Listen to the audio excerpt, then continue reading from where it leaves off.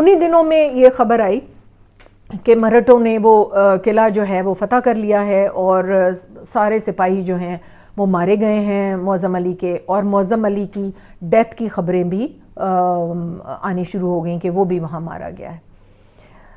معظم علی کی مدر کے پاس لوگ آتے تھے کہ کوئی خبر آئی ہے، بہت پریشان تھے رشتہ دار وغیرہ۔ تو ایک دن فرحت اور اس کی مدر معظم علی کی ماں کو ملنے آتی ہیں، اور ابھی وہ گھر سے باہر جا رہی ہوتی ہیں تو ایک گھڑ سوار وہاں پہنچتا ہے اور اس کی طرف دیکھتے ہی معظم علی کی ماں کے منہ سے ایک دم اس کا نام نکلتا ہے اور وہ اس کے گلے لگ جاتا ہے۔ معظم علی ان سے بھی ملتا ہے، فرحت کی امی سے، اور فرحت کی مدر فرحت سے کہتی ہیں کہ جاؤ اپنے والد کو بتاؤ کہ معظم علی آ گیا ہے۔ تو گھوڑا باندھنے کے لیے کہتی ہیں معظم علی کی امی اس کو، صابر کو جو نوکر ہے، لیکن وہ کہتا ہے کہ میں ابھی تو میر مدن کو ملنے جا رہا ہوں اور اس کے بعد پھر میں آ کے حسین بیگ صاحب سے ملنا ہے، تو میرا گھوڑا نہ باندھے، میں ابھی بزی ہوں، میں ذرا وہاں سے ہو کے آؤں۔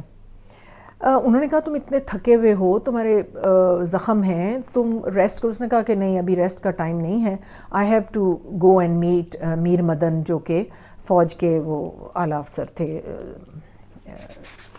سپہ سالار تھے۔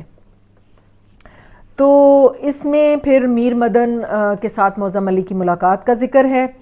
کوئی 1 گھنٹہ بعد معظم علی میر مدن کے مکان کے کشادہ کمرے میں داخل ہوا۔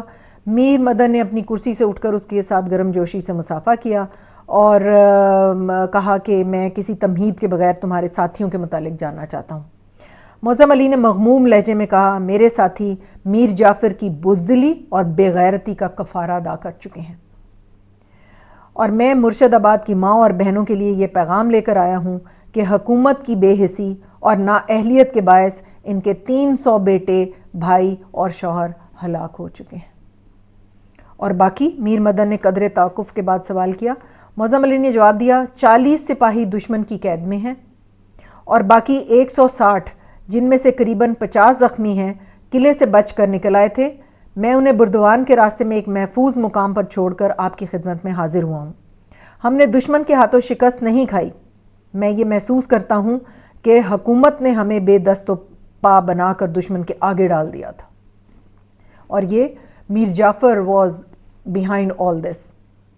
ہم نے 15 دن تک دشمن کے اس لشکر کا مقابلہ کیا جو تعداد میں ہم سے 20 گنا زیادہ تھا، اور ہمیں یقین تھا کہ زیادہ سے زیادہ 5 دن کے اندر کمک پہنچ جائے گی۔ میں ہر روز میر جعفر کے پاس پیغام بھیجتا تھا کہ ہمارا بارود ختم ہو رہا ہے اور ہم زیادہ دیر تک دشمن کا مقابلہ نہیں کر سکتے، لیکن ہمیں 15 دن کے بعد یہ جواب ملا کہ اس قلعے کی حفاظت بے سود ہے، تم اگر دشمن کا محاصرہ توڑ کر نکل سکتے ہو تو بردوان پہنچ جاؤ۔ اگر یہی حکم ہمیں 8-10 دن پہلے مل جاتا تو اتنی جانیں ضائع نہ ہوتی۔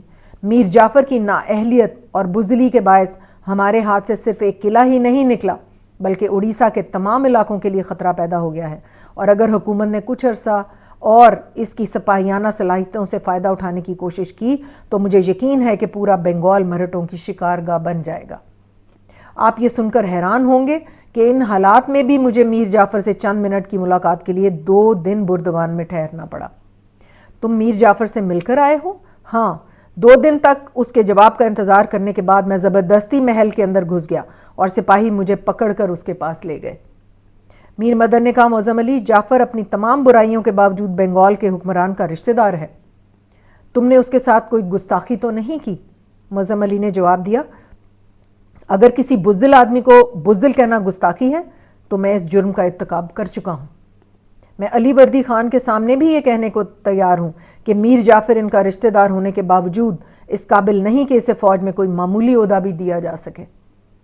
میر مدن نے چند ثانیے سر جھکا کر سوچنے کے بعد کہا، معظم علی، میں بھی ایک سپاہی ہوں اور موجودہ حالات میں تمہارے جذبات سمجھ سکتا ہوں۔ میر جعفر کے متعلق میرے خیالات تمہارے خیالات سے مختلف نہیں، لیکن علی وردی خان کے سامنے اس کی شکایت کرنے سے کوئی فائدہ نہیں ہوگا۔ جب اسے میدنا پور اور ہگلی کی فوجداری دی جا رہی تھی تو میں نے اس کی مخالفت کی تھی۔ میں نے علی وردی خان کو یہ مشورہ دیا تھا کہ مرہٹوں کے خلاف فوج کی کمان کے لیے اس کا انتخاب درست نہیں، لیکن میری باتوں کا ان پر کوئی اثر نہیں ہوا۔ انہیں میر جعفر کی صلاحیتوں کے متعلق کوئی غلط فہمی نہیں، لیکن بڑے بڑے امراء کی بغاوتوں نے انہیں میر جعفر جیسے خوش آمدیوں کا سہارا لینے پر مجبور کر دیا ہے۔